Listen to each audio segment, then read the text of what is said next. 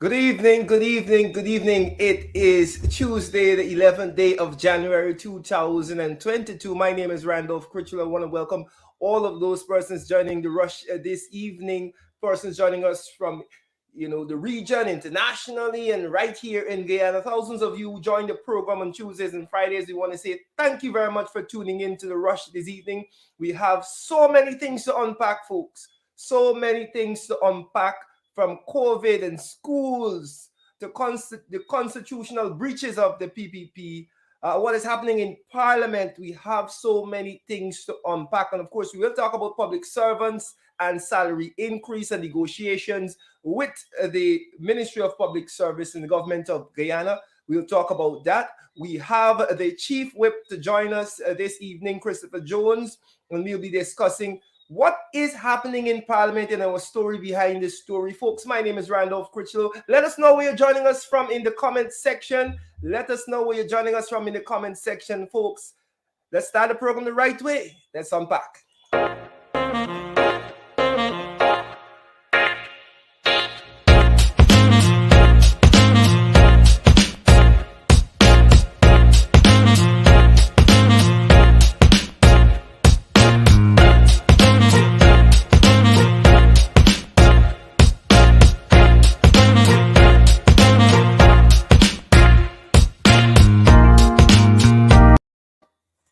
Yes, folks. Yes, we are back. Welcome to the program. Welcome to the rush for this Tuesday evening. I want to say thank those persons joining us internationally in the region right here in Guyana. As we said at the top of the program, 527 days of constitutional breaches, disrespect for our constitution. And we're going to be going through all of that this evening on our program. We want to say thanks. And remember, folks, the price of admission is very cheap. All you have to do is share the live stream. But we like to give a shout out to the loyal viewers of our program. So let us know where you're joining us from in the comment. I'll be reading it from my phone this evening. Let us know where you're joining us from in the comment section. Melanie is in the house. See, I don't have my glasses right now, so I'm squinting to see all of you putting your comment in the comment section. Tushin is in the house. Thank you very much for tuning in, Tushin. Thank you very much for tuning in. East Coast in the house, East Bank. Thank you very much, folks. Thank you very much. Oh, yes, I'm seeing you now. Florida is in the house. Welcome, folks. As I called your name, share the live stream, marking the register. We're marking the register this evening, folks. Wakenham is present. Lane Avenue present. Thank you. Rosedale, Queens, New York present. France present. Thank you very much. Brooklyn is in the house. Thank you for tuning in this evening. We want to say thanks. So remember, folks, share the live stream. That's all we ask of you on the rush here. We're going to be unpacking some interesting stories this evening in the next hour or so. Good night. Good night, Miss Craig. Thank you very much for the shout out. Those persons who are still commenting. As you comment, Kitty is in the house. Kitty is in the house. Linden, my hometown of Linden. Born and bred, folks. Born and bred in the mining town of Linden. Went to the Regma Primary School, took the primary school and Mackenzie High School, right? All the way. Went to all the schools in Linden. Grew up in Determined Street, Linden, Mackenzie side. Folks, Glasgow is in the house. Thank you very much. Festival City. Thank you very much, Lynn. Thank you very much. West Side is in the house. West Side present. Right? Thank you very much. So we are, of course, going to be hoping that we get the Chief Whip a little later down in the program.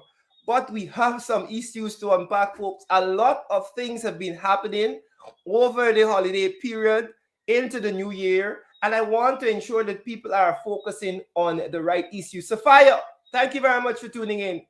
Thank you very much. Sandra, thank you very much for the shout out this evening. Right, New Jersey is in the house. New Jersey, I like how y'all looking, I like how y'all looking. Right. Before it became the Brooklyn Nets, it was the New Jersey Nets. So I still kind of associate that basketball team. Essequibo, thank you very much for tuning in. Cayenne, Queens, folks all over the world, ensure that you share the live stream ensure you share the live stream so other people can be a part of the program. Other persons can get a bit of the credible and valid information that you get here on AP and UFC TV. All of our programming. Of course, our friend Sher Duncan will be on at 8. Of course, we'll be tuning in for that. But of course, we have to ensure that we break down and unpack as we do here. You know, when you're going to ring at 8, you fight. But on this program, we unpack. BV, thank you very much for tuning in, BV. Thank you very much for tuning in, BV. Always locked. I got friends here in Betterville acting, East Coast Demerara. Right, so we unpack, folks. And let me tell you this. I want to talk about 4 specific issues this evening. And I want us to unpack it. And I want us to go deep into the issues. And I may open up the phone lines because I want to know what you are thinking. Los Angeles is in the house. Matthews Ridge. Right. Thank you very much. Thank you very much for tuning in. All over. West Coast. Right. Yes, Miss Aziz. And I want to say thank you very much, Miss Aziz. I got your package. I got your package. Thank you very much, Los Angeles. Thank you very much, Linden. Let's go, folks. As I said, we unpack here in the program. We unpack. We unpack and we highlight and we talk about issues that are affecting us as Guyanese. And I want to of course, deal with the elephant in the room first of all, which is COVID. I want to tackle COVID first of all and give first my take. And again, through the comment section, I would like to hear what you are thinking before we open up the phone lines. I want to know. You can give me your thoughts in the comment section. Georgia is in the house. Iteka, thank you very much for tuning in. Brooklyn, thank you very much for tuning in. Share the live stream. Right, Nunperel, East Coast Demerara, thank you very much for tuning in.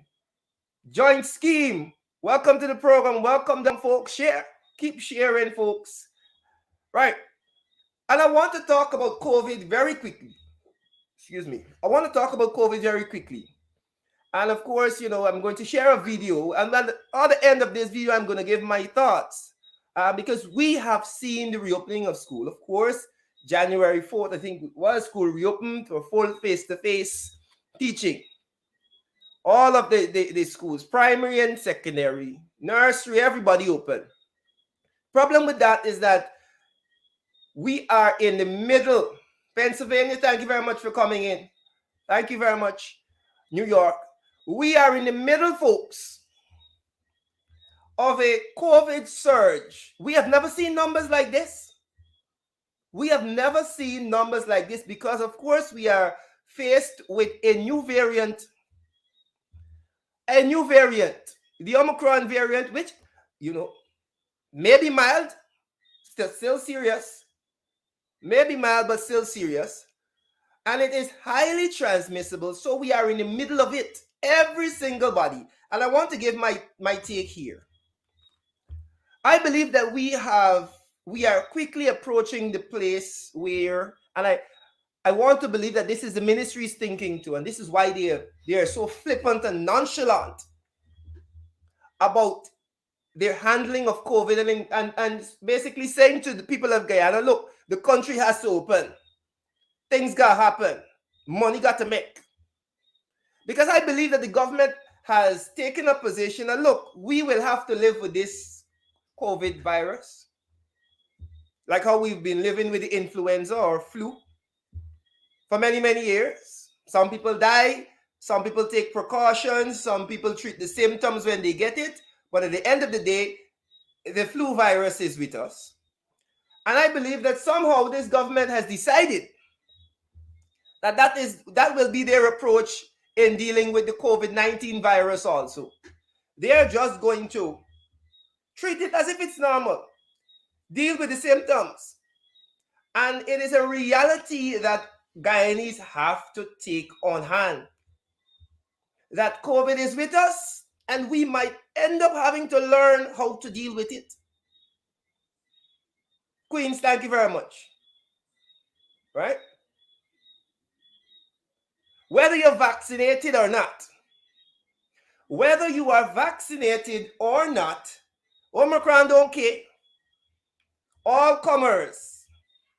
And this is not me making this up. This is from the scientists. This is from the doctors.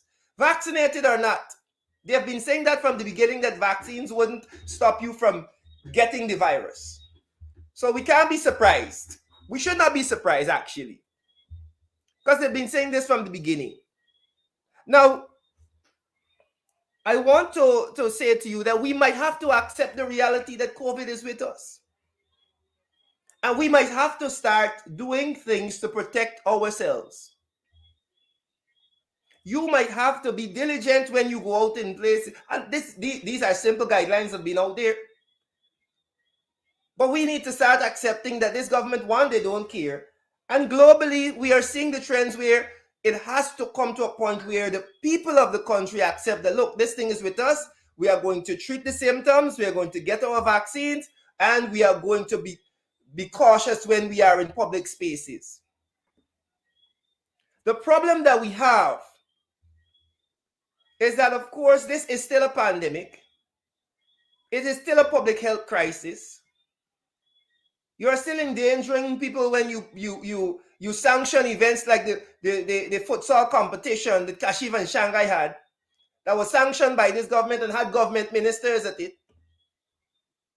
You're still putting people in danger when you send them back into the crowded classrooms. That is the problem. And I want us to listen to what has been happening in our schools. And this report from News Source and Gordon Mosley. A number of schools across the country have opted to put a pause on in-person classes this week as the number of positive COVID-19 cases in the country continues to climb. Queen's College, which was set to begin its in-person classes in full today, informed parents over the weekend that the virtual classes will continue this week over concerns about the COVID-19 spread. The Bishop's High School has also suspended in-person classes over COVID-19 concerns as a number of the school's teachers and learners take time this week to get tested after being exposed to the virus in the past week. Another top school, the St. Rosa's High School, first informed parents that it will be suspending face-to-face classes over COVID-19 concerns. Then later this weekend informed the parents that the school has been forced by the Education Ministry to continue face-to-face classes this week, despite the concerns. In a note to parents, the school's administration said a number of staff members and students have tested positive for the virus, while others were exposed to positive family members outside of the school. While the school's board fully endorsed the plan to suspend classes for 2 weeks, the administration later informed parents that the decision to suspend classes for face-to-face learning has been overturned by the Education Ministry. One parent complained on social media that it appears as though the Ministry of Education is playing Russian roulette with the nation's children and teachers as the COVID-19 spread in the country spikes with more than 6,000 active cases at this time. The Ghana Teachers Union has called for a suspension of in-person classes and asked teachers to take a day of isolation today over the COVID-19 concerns. Right. Folks, that was a few Ministry has classes this week as a number of positive. Right. That was a few days ago, folks. That was a few days ago. Now, there are a number of arguments about schools. And let me say this. And I want to be clear on this issue because there are two sides to this. There are two sides to this. Let me deal with what was said in the report first of all. That in spite of COVID cases in schools, the ministry is telling the schools that they have to remain open, telling the HMs that they have to continue teaching. That's the first thing that I find striking. And that the decision taken by the head teacher was overturned by the ministry. That was said in the report. So let's deal with that. Now, the other side to this argument, folks, is that we can't keep school closed indefinitely. Nobody is saying that. Nobody is saying that we should keep schools closed indefinitely. But you're dealing with a surge. It would make sense for you to take stock of what is happening. Has the Ministry of Health and the Ministry of Education sat down and said, you know what? we will ensure that testing is there in the schools. We will work with the Guyana Teachers Union to test teachers, to ensure that teachers who are coming in there are not bringing the virus and giving the children. Are we testing our children? Right? Are we doing that? Folks, just a bit of housekeeping. Thank you. Are we doing that? So I am not saying, folks, that schools should be closed indefinitely. Because as a teacher, I have been one of the persons who have said from the beginning that it's important that students get an education.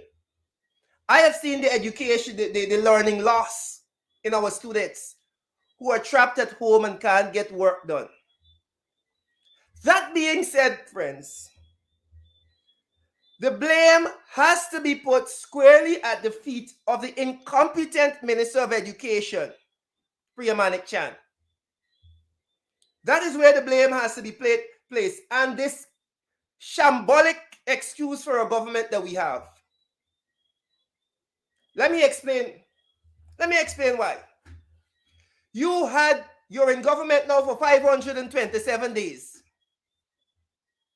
Right? 527 days.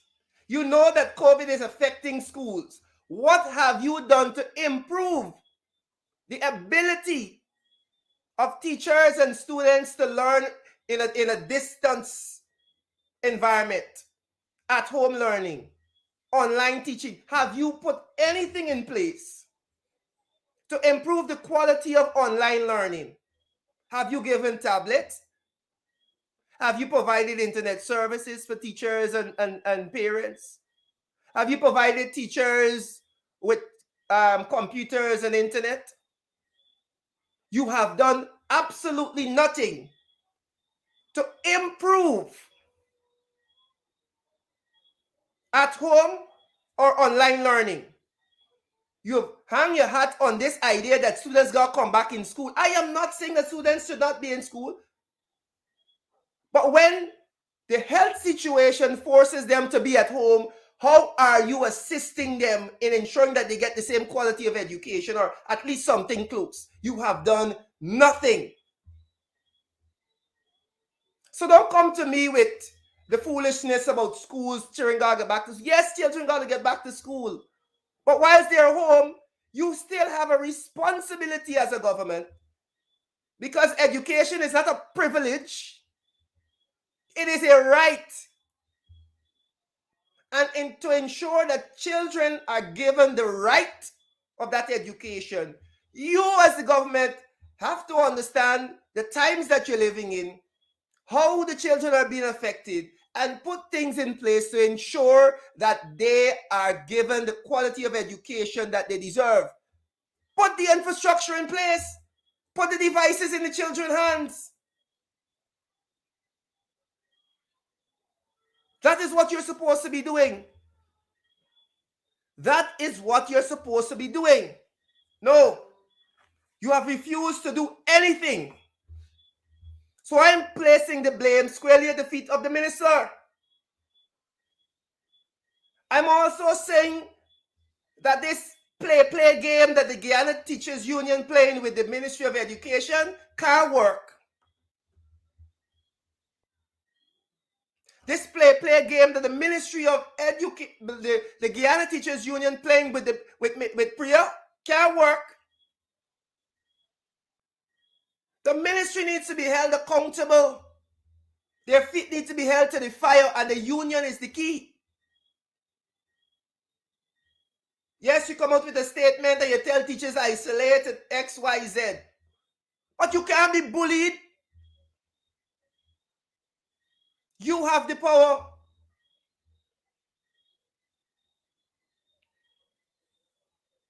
That is my problem. That is my issue with this, folks. I don't know how you feel. And let me know in the comments what you're thinking. Let me say this.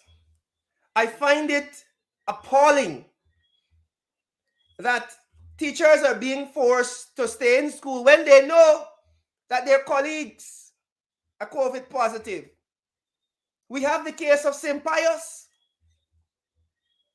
We have the case of St. Pius. Right? St. Pius Primary School, 6 teachers now have sent their positive COVID result to the head teacher.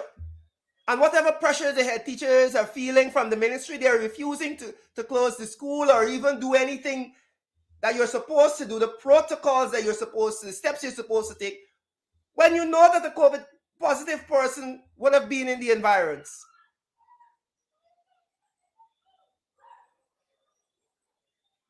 That is what I'm saying. We've heard the reports. So I find it appalling, and I find it unbelievable that teachers are still sitting down and taking this nonsense. But again, as I said, the children are the ones that are suffering here.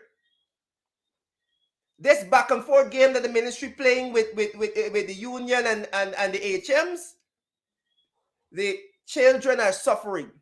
And I will repeat it before I come off of this topic, that the minister and the Ministry of Education has failed us.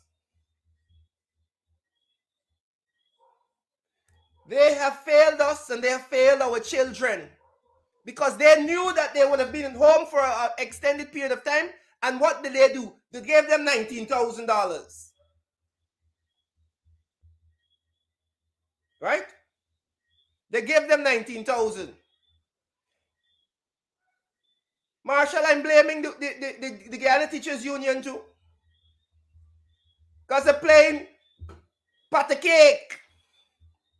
Not the one that you're thinking about. The game that is play with your hand. Right?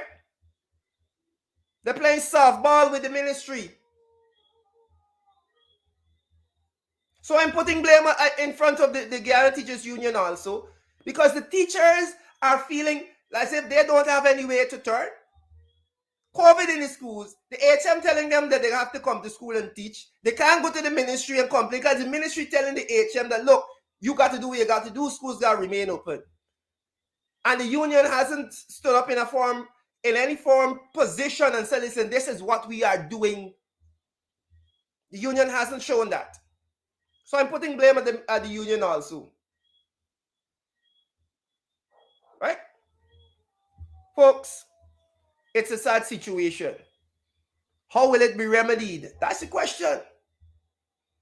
As I said at the beginning of this conversation on COVID, we might have to start gearing our minds and understanding that COVID will be with us, and we will have to do what we have to do to protect ourselves. Ensure that you're eating healthily and taking your vitamins. Ensure that you're protecting yourselves in crowds. Ensure that you get a vaccine at least. The boost, give yourself the little boost. Protect yourself. Right? Let's move on, folks. Let us move on. Let's go into this next story.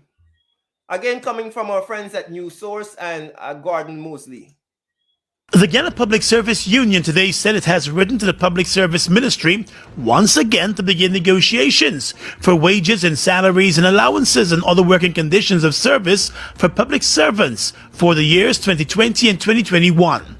The government last year approved a 7% across-the-board pay hike for public servants without consulting the Public Service Union, despite numerous efforts by the union for negotiations.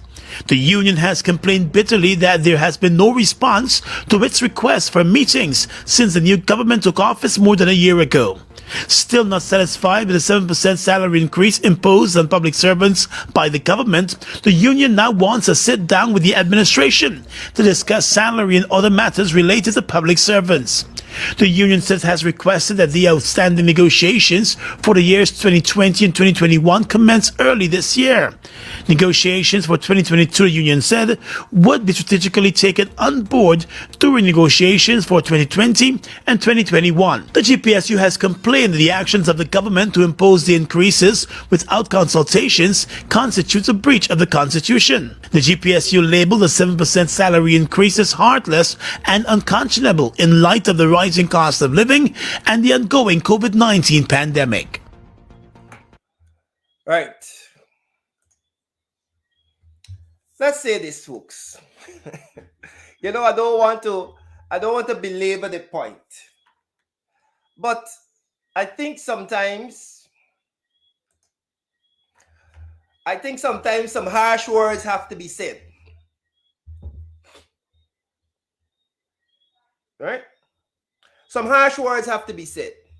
And I have some harsh words for the trade union movement generally. Right? I have some very harsh words for the people in charge of these unions, the GPSU. And I took note of what was said in that report. That the GPSU finds that 7% is heartless. The GPSU finds that they're getting no response from the government. The GPSU says that it is ridiculous. My question is, where was the GPSU when this 7% was announced? We probably got a statement coming out of them denouncing. I remember, let me be fair to the GPSU and the leadership of the GPSU. That they did say that it was ridiculous to offer 7% to the public servants. And they did come into the media sphere and they made some noise. But folks, making noise is not good enough. Making noise could never be good enough because the government apparently wearing earplugs, earmuffs. Writing a letter to say that you are dissatisfied with 7% for the workers can't be enough. I do not believe that the unions understand how much power they wield, how much influence they have. And I want people to understand this because when the 7% was given, all corners of the society made noise. The parliamentarians on the opposition side made noise. The leader of the opposition said it was ridiculous. But the parliamentarians and the leader of the opposition, not in charge of the unions, they can't call the public servants out on the road. They can't tell the public servants to down tools. The union has a procedure. They have protocols on how you enter industrial actions. The other day we had Joe Hamilton, Minister of Labor, threatening teachers that they get paid and get caught. And I'm saying this, not one single day did the GPSU instruct public servants to take any industrial action when that 7% was thrown in their faces. Not one. If anybody who is listening to this program, if somebody listens to this program now and they know of what industrial action was taken by Yard and the Public Service Union when the 7% was announced, y'all tell me. Let me know, because I didn't see anything happen. What I saw was talk. That's what I heard actually talk. And the public servants left in the wilderness take the 7% for Christmas. Now they're going back to work. Did you have a sit-in? Did you have a go slow? Did you have a strike? Did you have a walkout? Did you put this government under any pressure after they give you that disrespectful 7%? So I find it kind of interesting that now the negotiations, they want the negotiations to restart for salaries. That's what the report said. Let's restart the negotiations. Right? That's what it said. What negotiations? This government doesn't care about any negotiations.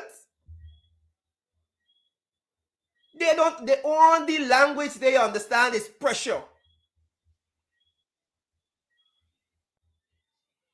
That's the only language the government understands. And unless the public servants decide we can down tools, and when you go to the ministries, then get nobody to serve you. You understand that the public servants are the engine. They're the people that turn the wheels of this government. Imagine going into the ministry and nobody is there to write up the contracts. The minister itself and God go write up the contracts and do the procurement, do everything.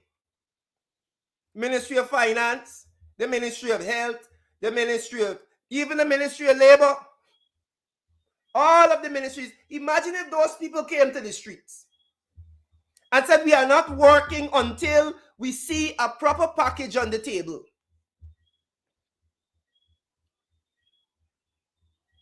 Imagine if that was to happen.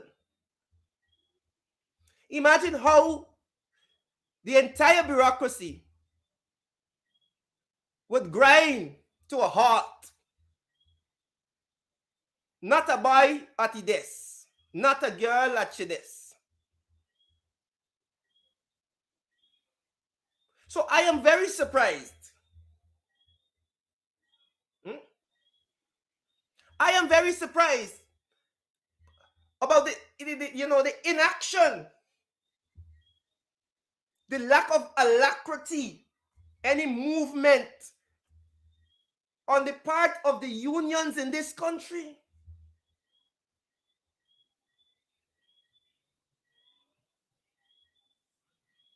Alexis, you're right. The people pay union dues for what? What action has the union taken? What are those union dues being paid for? For you to come in the media and say, oh, we want negotiations to start back? Has the PPP given you any indication over the last 528 days, 27 days, that they care two shit about the public servants? Because I don't see the indications.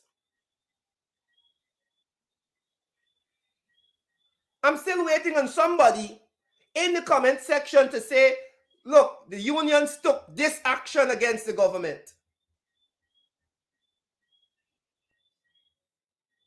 Yard and the GPSU took this action.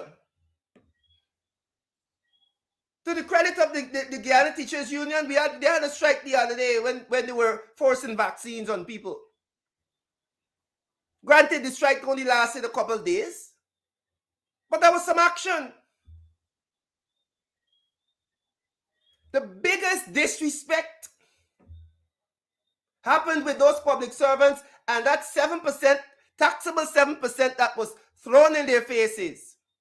Look at what is happening with the GPL workers. So after that disrespect, we heard nothing well. We heard them making their nice and stuff.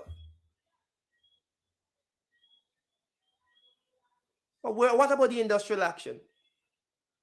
This government didn't understand but pressure people. So those are my harsh words for the union. Y'all need to get up. Y'all need to grow up here. Grow up here. Understand that you are very powerful. You seem very muzzled at this point in time. I'm speaking directly to the unions and the leaders of the unions.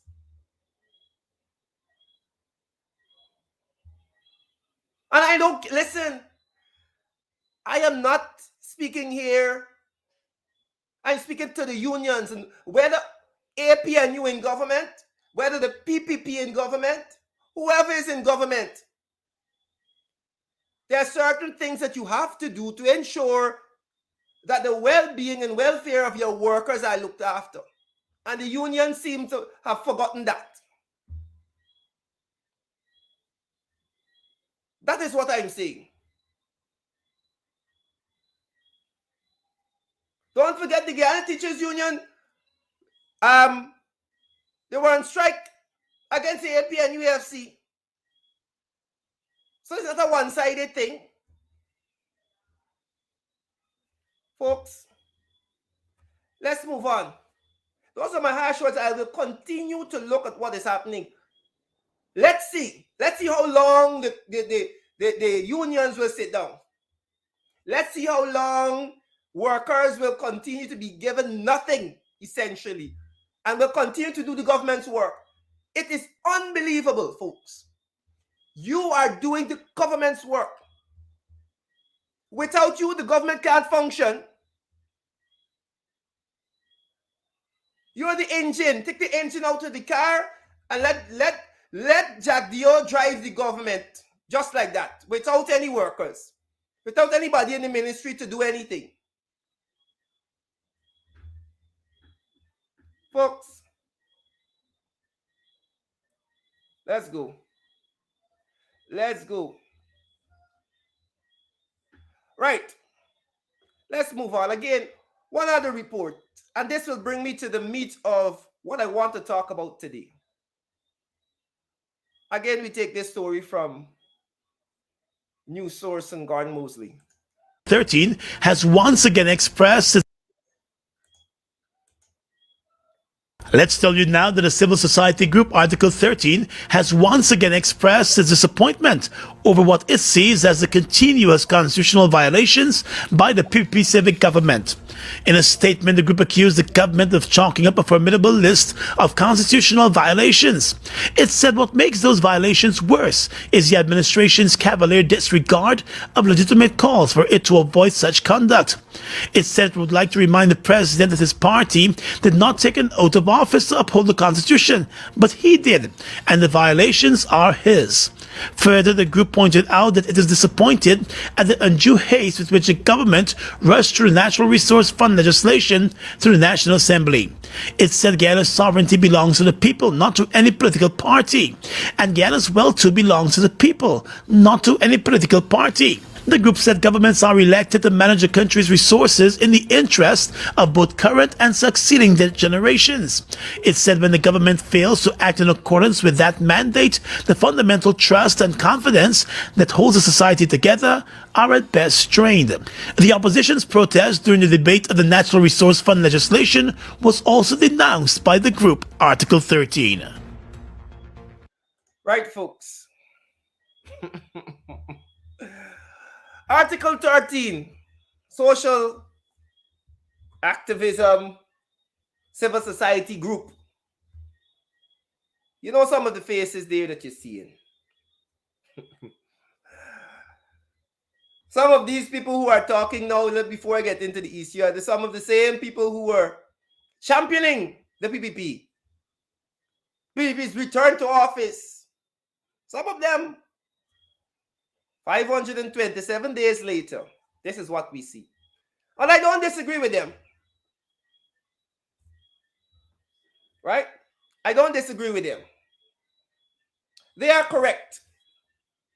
We have seen constitutional breaches after constitutional breaches.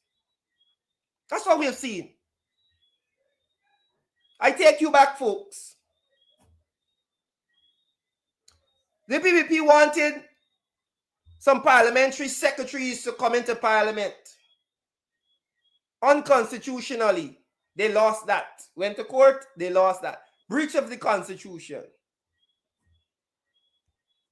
The court ruled also that the PPP in their haste to pass a budget in 2020 passed an illegal budget. 20th of September 2020, illegally passed a budget. Constitutional breach. Again, recently the court ruled that the PPP illegally tried to take away the budgetary allocations from those constitutional bodies and put them with the minister.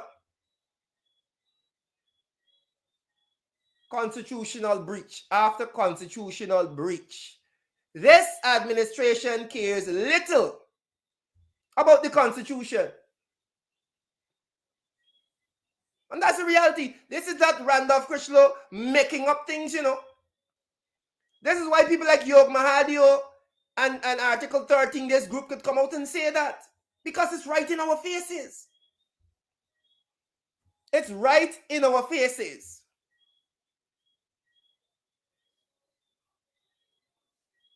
Recently, they rushed through a bill, change up the entire act, rush through the bill so that they can put people in place to squander our oil wealth. Civil society, private sector people, everybody telling them, let us have some more consultation on this bill. No, it got to rush through. This is the government that was installed on the backs of Guyanese. That being said, folks, that being said, right, I want to segue into another issue, and it has to do with Parliament. It has to do with the business of Parliament and what has been happening in Parliament. Recently, of course, we saw the contention, the confusion in the wee hours of the night as they tried to rush that bill through, and the opposition MPs, saying that they really don't have a choice, grab the mace. So if y'all not going to listen, well, we shouldn't have any house. Grab the mace, no business. That wasn't the only confusion that we have had in Parliament. Some people are up in arms as if that's the first time they saw something crazy happening in Parliament. We had one minister shouting rape, people coming in with placards, one man refusing to move when the speaker sent him out. But beyond that, folks, what has been happening? And of course, that will form our story behind the story today. And we're going to be joined by Opposition Chief Whip Christopher Jones, who will take us through, because I know there are a number of things that are supposed to be put on the order papers, a number of questions asked by the opposition that can't get answer, that can't reach the floor yet for debate or discussion. And we'll ask Christopher Jones, why is this? And if he can give us some insight on what has been happening in Parliament, in our story behind the story, folks.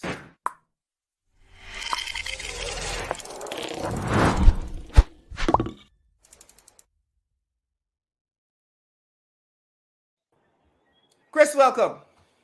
I see you're a bit dark there, but we're seeing, we good, we're seeing you. Right. My apologies to you and your viewers. This is because I was unable to get to my studio in time, so I'm doing it from the car. Great. We're happy that you're able to join us. Right. Thank you. Our story behind the story, Chris, is Parliament and what has been happening. You are the chief whip in Parliament. You are, responsible for whipping up the opposition MPs and getting everything in order. You know, I opened this segment talking about the contention in Parliament, and this is not the first time that we saw anything like that happening. But a lot has been said about that. But I want to get to the story behind the story. Our parliamentary structure, our parliamentary setup allows for little influence in anything that is being passed by the opposition. And of course, we're dealing with a government here, a installed regime that has made it clear that they will not bring the opposition to the table. But even before they have a chance to bring the opposition to the table, there are certain things that the speaker has to allow to happen so that we can have actual debates in Parliament. Tell us about what has been happening behind the scenes there.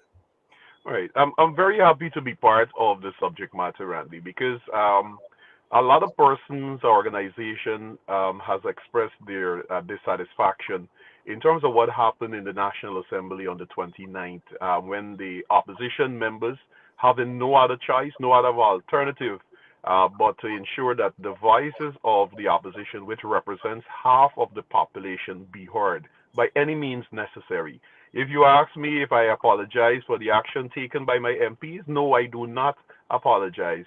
If you call the Parliament again tomorrow and we have to take such an action, I will take such an action again. And this comes, Randy, on the backdrop, as you mentioned before, the numerous cases in which the parliamentary opposition, given representation to the constituency that we represent, our voices have always been suppressed by the Speaker of the National Assembly. The Speaker of the National Assembly is supposed to be an impartial individual who, after listening to reasoning, give voices to the opposition, because that is his role and function. But you have had, I can't say in recent time, I have to say from the inception of this 12th Parliament, you've had the Speaker operate as if he is a member of Parliament representing the People's Progressive Party Civic, and everything has been suppressed. I want to remind your viewers that when you had the passage of the budget in 2021, immediately after we passed the budget on the evening, the Parliament of Guyana did.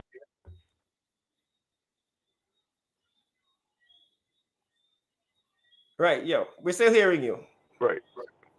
Randy, my apologies for that. It's cool. Can you hear me? Yeah, we hear you. Go ahead. All right. Okay. So if you can hear me, that's good, because apparently I can't hear you right now. Okay. Right. So after the passage of the budget for 2021, you didn't have a sitting of the National Assembly for 96 days.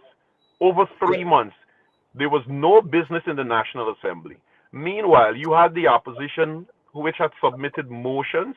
We had a total of 486 questions that were submitted. These questions were based on education, because as you know, during the pandemic, the children are home, teachers are at home. You had questions as it relates to health because of the pandemic and the amount of persons who had died and been infected and so forth. Yep. You had questions on local government and all of that. All of these questions were submitted to the National Assembly, 486 questions in total. The National Assembly of Guyana didn't sit for 96 days. And these very same organizations, Chapter 13 or Article 13 or whatever they want to call themselves, they are fully cognizant of the challenges that the opposition have in the National Assembly. And when you expected them, as they claim to represent people of this country, that you would have heard their voices in condemnation for 96 days, that the National Assembly of Guyana didn't sit for 486 questions from the opposition on a whole range of aspects that in terms of Guyana, and they had nothing to say about it. You've had motions that were submitted by the opposition. To date, many of those motions have never reached the floor. For example, there was a motion submitted by Comrade Gita Chandan Edmund in the year 2020, and this was calling on the National Assembly of Guyana to express condolences to the Henry Boys family. You know, the youngsters who were brutally slaughtered there in Region 5. And to this day, as we speak, that motion has never reached the floor of the National Assembly. Because the Speaker, every motion that is submitted to him, you have him, what you would want to say, diddy-daddling, Because, for example, when the motions are submitted to the House, the clerk of the National Assembly sends a response acknowledging receipt of the motion or question. These questions and motion then goes to the Speaker of the National Assembly, and that is where they sit for weeks, for months, and in some cases now we have over a year that motions and questions have not reached the floor. And then when it suits his interest, he either disallows the question completely or the motion completely. I give you another example. There is a motion that has been submitted by David Patterson on the 27th of October 2021 at the National Assembly, submitted by Tabitha Sarabo Hali, and to date, the motion has not reached the floor of the National Assembly. You've had petition, which is about the most simplest form of submission to the Parliament. Any constituency, any organization in this country could submit a petition. The petition is simply read out by an MP, and nothing happens after that. It is simply just the petition is there, they express their concerns and so forth. This speaker has disallowed 2 petitions thus far. And I want to juxtapose your viewers or your listeners to petitions that were brought under the speakership of Ralph Ramkaran. All of those petitions were read out, were heard, and dealt with. Then you had petitions that were submitted under the speakership of Raphael Trotman. All of those petitions were read out, were listened to, and was dealt with. Under this speaker, petitions came. For example, there was a petition submitted by Sherwin Holder, the MP from Region Number 2. This petition came from the vendors, the market vendors at Anna Regina Market, expressing their displeasure with them having been there vending for over 40 years and now have been asked to move. A simple petition simply pleading to the Member of Parliament. The Speaker of the National Assembly disallowed that petition from being read. And as I mentioned before, petitions are not bill, they're not motion. Literally, it's a letter that somebody sent to you expressing concern on an issue. You read it out, it goes into the Hansard, end of story. It is not for a debate or anything of such. On the very 29th of December, there was a petition that was submitted by the Deputy Speaker of the National Assembly, Mr. Lennox Schumann. The Deputy Speaker submitted a motion days before the actual sitting. On the sitting of the National Assembly, the Speaker of the National Assembly said he only learned about the petition at 8:30 this morning and he didn't have an opportunity to see it or read it. And as such, the motion is disallowed and could not be read at the same time. Now, when you go to the proceedings of the Parliament of Guyana, it's pellucid as it relates to the petition, that you could either read a petition any time of the day during a sitting, or you can lodge your petition with the clerk of the National Assembly. It doesn't require the Speaker of the National Assembly allowing or disallowing a petition, or if he hasn't seen it, you don't have to see it. It's going to be read out. It's going to be read out. Even as simple things as those, it is not allowed. Now, I remind your listeners again, we spoke about the 96 days that the Parliament of Guyana did not meet after the budget was passed, and the 486 questions that were submitted by the opposition members of Parliament. When the Parliament did meet after that 96 days, when the opposition finally had the opportunity to pose questions to the ministers, I remind your viewers, it was that time when we asked or probed questions to the Minister of Health, Frank Anthony. That is when Guyana and the nation learned that the COVID vaccine that we got from Russia, where we believe that it came from the Russian authority, that we learned that it came from some sheik, a middleman, and so forth. 96 days. And that is what we're talking about, that these questions were submitted 96 days before seeking these very questions. And it took the government and the Parliament of Guyana 96 days before we could have had the opportunity to read out those questions. That is what we're talking about. It is a clear pattern by the Speaker of the National Assembly to suppress the voices of the opposition. Now, we represent half the population of this country. And no PPP MPs or ministers, no PPP Speaker of the National Assembly will muzzle the voices of the opposition in this country. And if people believe that what transpired in the National Assembly should not have occurred, I want to give you this now, that if necessary, it's going to get worse. Because no one will suppress the voices of half of the people of this country. Every single Guyanese who went out to the polls on elections day and cast a vote, whether they cast it for the APNU, AFC, or the People's Progressive Party Civic, those voices must be heard. And we will not allow Manzo Nadir, the Speaker of the National Assembly, or the People's Progressive Party Civic, any time of day to suppress the voices of the opposition in this country. Never will happen. Not a boy will allow that to happen. And under my stewardship as the opposition chief whip, I will not allow it. And I am prepared to take any penalties because it doesn't stop me. The only way you can stop me is when you send me to the Almighty. Chris, I hope you can hear me now because I have one quick question as we wrap Randy, up. my apologies, I'm not hearing you. Okay, so what I do, let me right. Let Chris coming back. Chris, if you can come out and coming back so we can get, because I have one quick question because we have to wrap up the program. Let me add. Can you hear me now? All right, just give me 2 seconds. I'll just quickly rejoin. Right, great. So Chris can come in and coming back because folks, I'm happy. I am very happy that Chris is bringing this to the fore because there is a perception. There is a perception that the opposition MPs aren't doing anything in Parliament. The PPP would have designed and orchestrated this muzzle, so to speak, of the opposition MPs through their bagman, Manzo Nadir. He is doing everything to ensure that the opposition cannot effectively function in Parliament.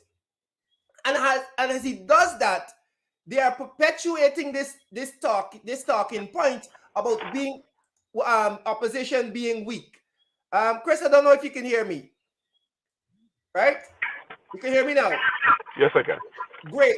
I'm saying it seems to be a ploy by the PPP to do everything in their power in Parliament to weaken the efforts of the opposition MPs and then perpetuate in public, right? Perpetuate in the public this idea of them being weak. And I'm happy that Chris brought up all of the hindrances, all of the obstacles, all of the hurdles put in place by the speaker to ensure that the opposition can function effectively in Parliament. So be clear, folks. Understand what is happening here. I'll give Chris an opportunity to wrap up.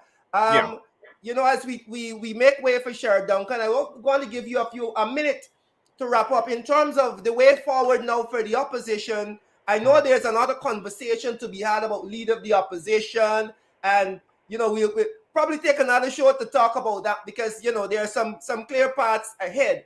But as the opposition chief whip, what you already said that look, you are not going to be taken bully because you are the last line of defense. The people of Guyana voted to put you out there to represent them, and you can't allow Manzo Nadir or anybody else to stop you from representing the people.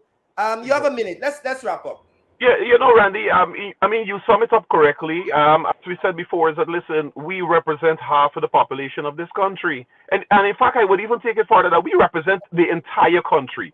Whether you're PPP, APNU, AFC, PNC, we represent every single Guyanese. And the fact of the matter is that when it came to the NRF bill, there were organizations, there were political parties who all called on the PPP to delay the passage of this bill. That is all they call for because they want to be consulted on it.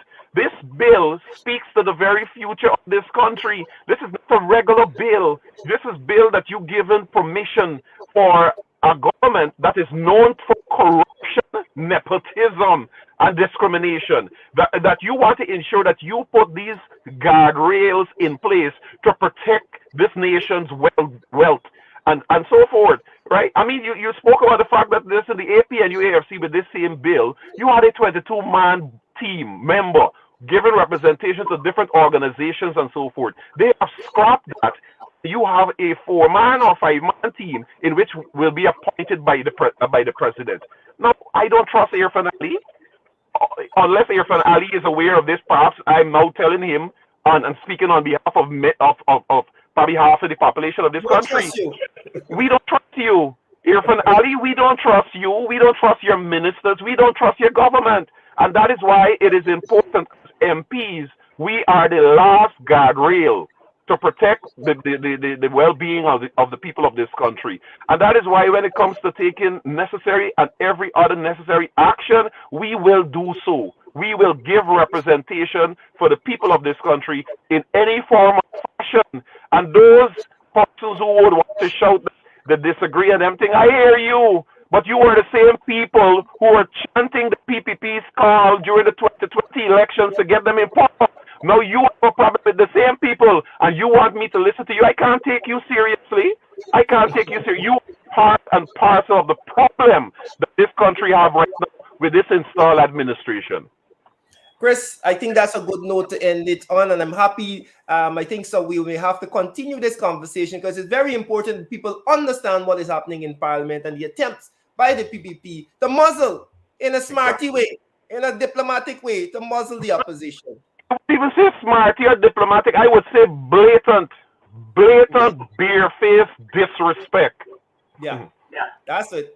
527 days, folks. Christopher Jones, Chief Whip, thank you very much for joining us on The Rush this evening. Always a pleasure to have you.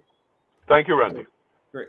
Folks, we're going to wrap it up there on the program this evening. We had a lot of things to unpack. Remember, that's what we do on the program here, you know. We unpack. We dig into the box and we unpack the credible and valid information and we bring it to you in an educational way so that you leave this program better informed about what is happening. And you don't go out there and anybody push anything down your throat and you believe it and you run with it. Right? Folks, our parliamentary system is broken. This has been like this for a while. But at least, folks,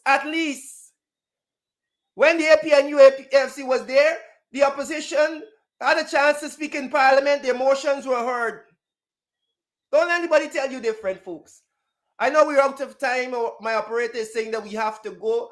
We need to make way on the APNU AFC TV for Shara Duncan in the ring. Folks, share the live stream even as you go so other persons can hear the discussions and benefit from the information that we shared today. My name is Randolph Critchell. I want to say thank you very much. Let's continue, folks.